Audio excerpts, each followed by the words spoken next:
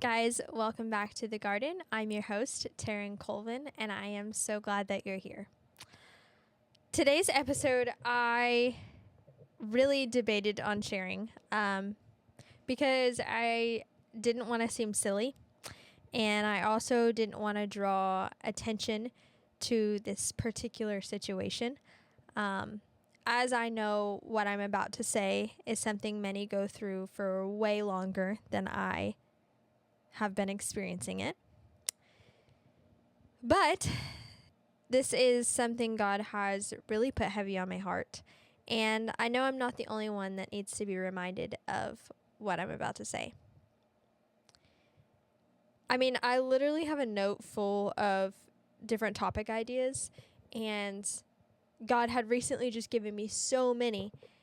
And so I was trying to do one of those. Something. Anything else.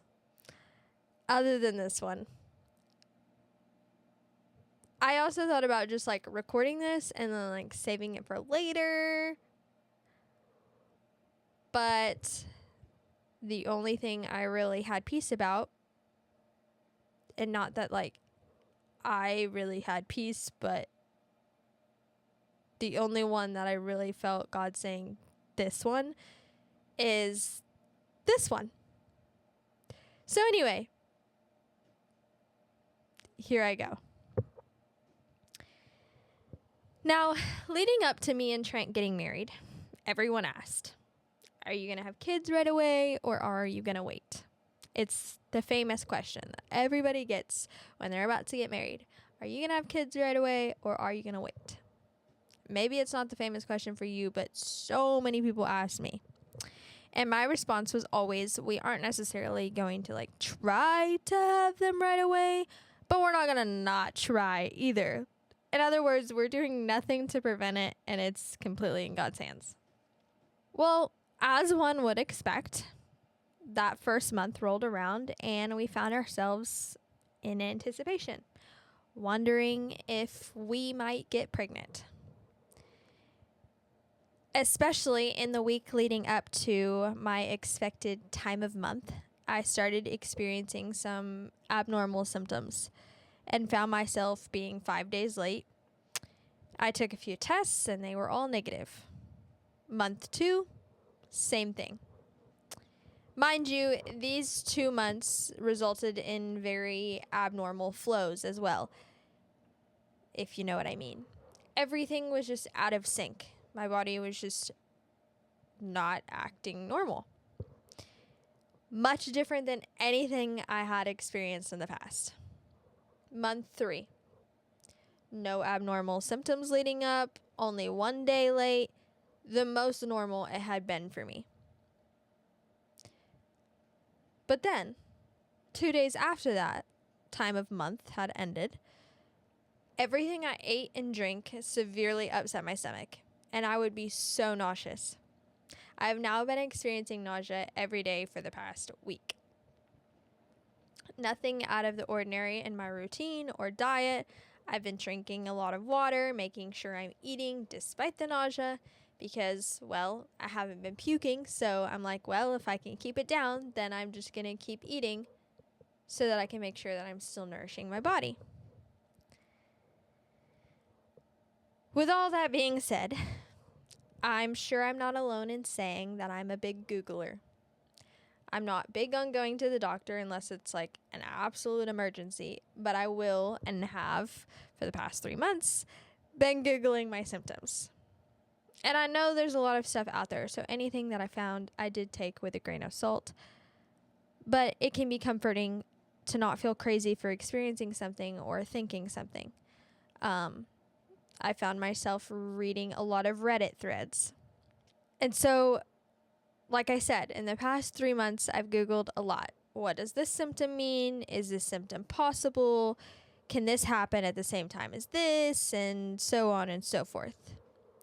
I've also talked to some people that I'm close to and kind of explained what I've been dealing with to see if maybe they had any advice, suggestions, or experience. And I've basically found myself with no real answers. On Tuesday of this week, just a few days ago, right after I had Googled something, I was on Instagram and I came across this reel. And the headline said, "God is greater than ChatGPT." And right away, I was like, true. In the video, the lady mentioned Jeremiah 33:3.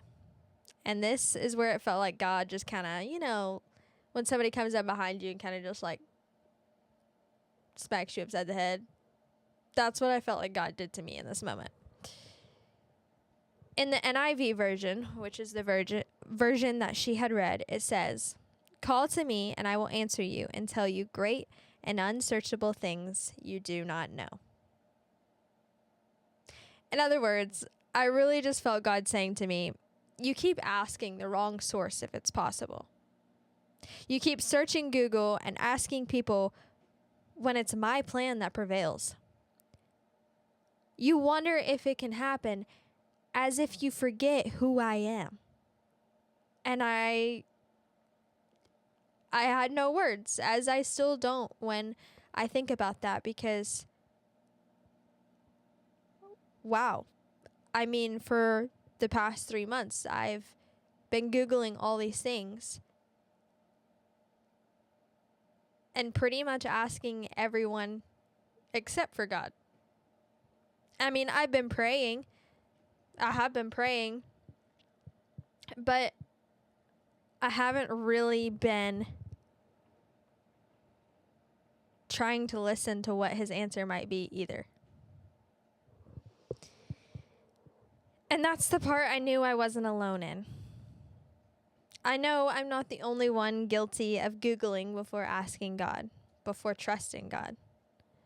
I'm not the only one believing Google when it says it's impossible, or your symptoms mean this or that, forgetting that nothing is impossible with God, and that not Google, doctors, or anyone gets the final say. God does. And again, I didn't want to share this. I wanted to share what God spoke to me and how I felt convicted, but I didn't want to share the story. I didn't want anyone to think that I was minimizing their journey of praying for a child, because I know people who have been praying for years. I didn't want anyone to think I was trying to say, woe is me, because it's been 3 months. Obviously, I want a child, but that's not even the part that I've been struggling with. I mean, the other night, I was laying in bed and I just started crying because I just didn't understand what was going on, what my body is doing. And I just haven't really been at the top of my game for the past 3 months. And that can just be really discouraging. And so, obviously, I want a child, but like I said, that's not even been my biggest struggle. It's really been the not knowing and not understanding what's happening. And what I felt the Lord saying to me was something I knew wasn't just for someone who was trying to get pregnant, but also the one who may be experiencing abnormalities in their body, the one who may have just gotten a terrible diagnosis, anyone who feels like the odds are stacked against them, that the statistics must be right just because they're higher. I just want to remind you of who our God is, as I also remind myself. Again, in Jeremiah 33:3, it says, "Call to me, and I will answer you, and tell you great and unsearchable things you do not know."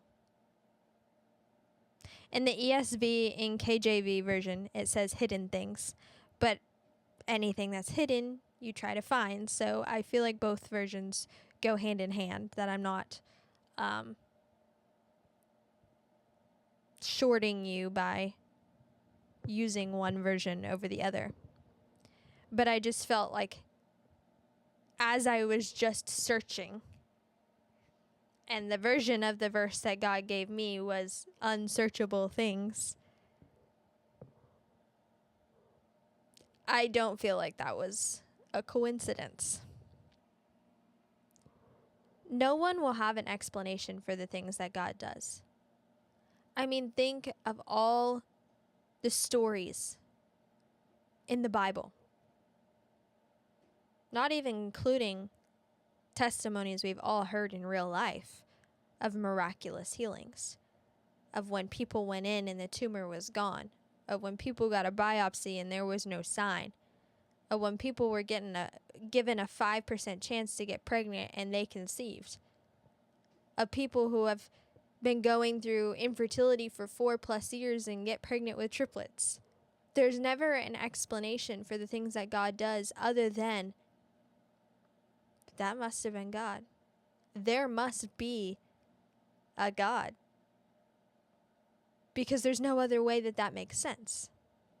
Call to me and I will answer you and tell you great and unsearchable things you do not know.